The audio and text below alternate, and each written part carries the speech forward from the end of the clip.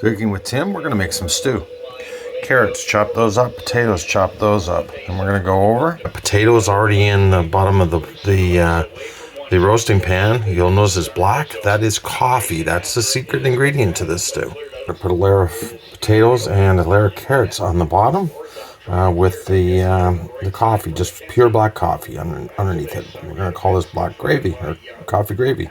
And we're going to take some inside blade roast. Don't panic. We're not going to contaminate, but inside blade roast is what we're going to do. We're going to chop that all up into bite-sized chunks. Here it is on its own platter. We're going to cut that up. That's inside blade roast now. So first thing we've done is we've cut it cross grain. You notice we've just sliced it into cross grains. Then we're going to cut it this way into cubes.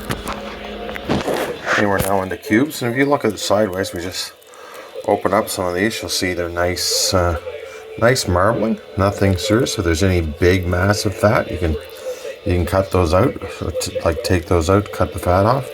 But I want a bit of marbling all the way through this. So the next step, so we got it all nicely marbled, and there's about 1.5 pounds here, but you could use more or less, depends how much you're doing.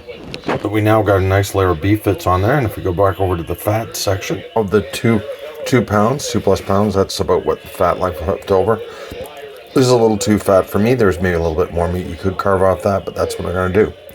Next, we're going to get back to potatoes and carrots. We're now taking our potatoes and carrots, and we're going to layer those on top of the beef. About 3 large potatoes in there, so we've got that in there. Notice we haven't put any spice on it at all. So the next thing we're going to do is put a little bit of salt and pepper, and we're going to put some turnip in. Frozen turnip. Every time I get a turnip, I would cut it up into pieces, use whatever turnip I am, then continue to dice it so I can use it for stews or just turnip or anything else you want to do. So we're going to put some of that on top now. We now got some turnip in there. I don't know how much I put in there. Maybe 1/2 pound, 3/4 pound just on there. I don't like a massive amount of turnip, but it's going to change the complexion, give it a little bit of sweet stuff to it.